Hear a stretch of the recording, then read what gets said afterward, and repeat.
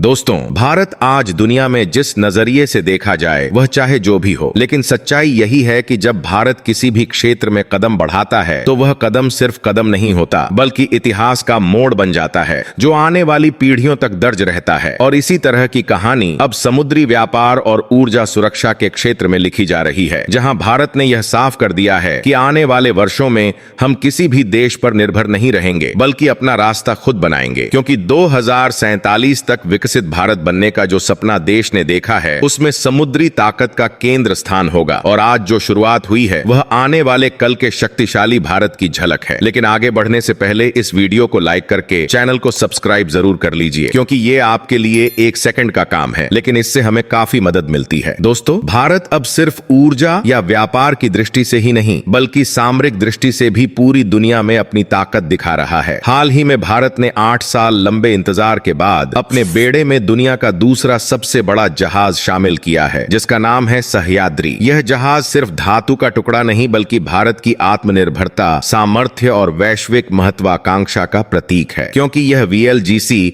यानी very large gas career इतना विशाल है कि एक बार में 82,000 क्यूबिक मीटर LPG गैस लेकर जा सकता है और यह करोड़ों भारतीय परिवारों की रसोई की गैस की जरूरत पूरी करने में सक्षम है। अब भारत को विदेशी जहाजों पर अरबों रुपए खर्च करके गैस मंगवाने की मजबूरी नहीं होगी, बल्कि हमारा अपना जहाज होगा, हमारी ताकत और ऊर्जा सुरक्षा होगी। और यही असली आत्मनिर्भर भारत है, जिसका मतलब है कि जब दुनिया संकट में हो, जैसे रूस यूक्रेन युद्ध के समय हुआ, तब भारत अपने पैरों पर खड़ा होकर अपने नागरिकों के लिए ऊर्जा का इंतजाम खुद कर सके। और इसी वजह से सह्याद्री जहाज का आगमन ऐतिहासिक है, क्योंकि यह दिखाता है कि भारत अब सिर्फ उपभोक्ता नहीं बल्कि वैश्विक समुद्री शक्ति के रूप में अपनी पहचान बना रहा है। दोस्तों, इस जहाज की ताकत समझने से पहले यह जानना जरूरी है कि भारत में LPG की स्थिति क्या है। हमारे देश में LPG की 40% जरूरत घरेलू उत्पादन से पूरी होती है, जबकि बाकी 60% हमें इंपोर्ट करनी पड़ती है, और वह भी ज्यादातर मिडिल ईस्ट से। यानी खाना पकाने जैसी बुनियादी ऊर्जा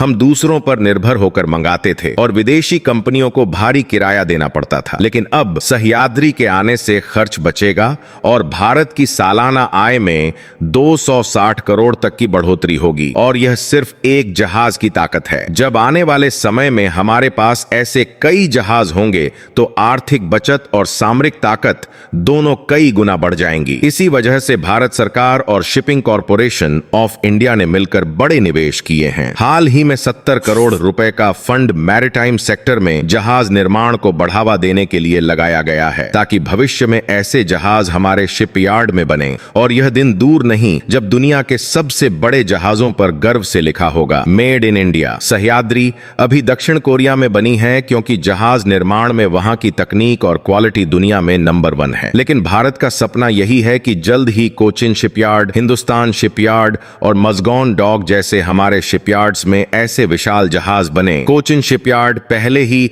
INS विक्रांत जैसे एयरक्राफ्ट कैरियर बना चुका है। मज़गाओन डॉक ने भारत की घातक पनडुब्बियां और युद्धपोत बनाए हैं, और हिंदुस्तान शिपयार्ड पहले से बड़े जहाज और पनडुब्बियों की मरम्मत करता रहा है। यानी इंफ्रास्ट्रक्चर और तकनीक हमारे पास पहले से है, और अब बड़े कदम उठाए जा रहे हैं ताकि VLGC और ऑयल टैंकर भी मेड इन इंडिया बने। और यही नहीं, सह्याद्री सिर्फ शुरुआत है। शिपिंग कॉरपोरेशन ऑफ इंडिया ने एक और VLGC का ऑर्डर दिया है, जिसका नाम होगा शिवालिक, और उसके बाद 2 और LPG जहाज भी बेड़े में शामिल होंगे। यानी आने वाले वर्षों में भारत का बेड़ा इतना मजबूत होगा कि कोई भी एनर्जी सुपर पावर हमें हल्के में नहीं ले पाएगा। यही भारत की नई ताकत है। वही भारत जिसने कभी विदेशी जहाजों के मोहताज रहते हुए अपनी जरूरत पूरी की और अब अपनी किस्मत खुद लिख रहा है। यही आत्मनिर्भर भारत है, यही राष्ट्रवादी भारत है, और यही भविष्य का विकसित भारत है। यह पूरी कहानी जहाजों तक सीमित नहीं है। भारत हर क्षेत्र में प्रगति कर रहा है, चाहे इलेक्ट्रॉनिक्स सेक्टर हो, जहां 2025 की पहली तिमाही में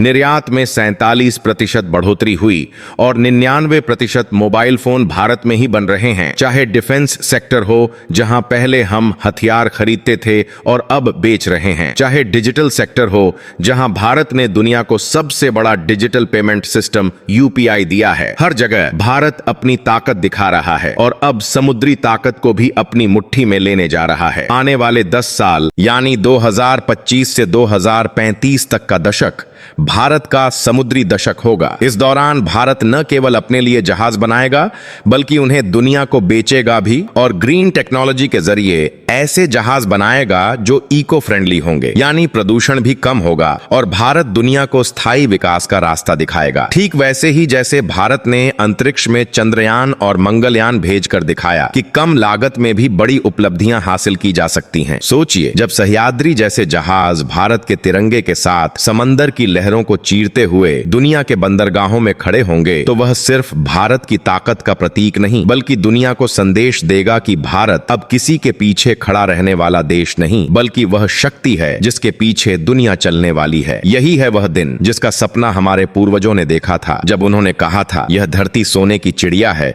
और इसे फिर से सोने की चिड़िया बनाने का जिम्मा हमारी पीढ़ी पर है। यही भारत का भविष्य है, यही भारत की ताकत है और यही भारत का संकल्प कि 2047 में जब हम विकसित भारत बनेंगे तो न किसी से ऊर्जा मांगेंगे, न किसी से जहाज किराए पर लेंगे, बल्कि हम खुद अपने जहाज बनाएंगे, अपनी ऊर्जा लाएंगे और अपनी ताकत दुनिया को दिखाएंगे। और जिस दिन मेड इन इंडिया जहाज विदेशों के बंदरगाहों पर खड़े होंगे, उस दिन पूरी दुनिया गर्व से देखेगी कि भारत सिर्फ जमीन पर ही नहीं बल्कि समुद्रों पर भी छा चुका है। जय हिंद, जय भारत, जय श्री राम।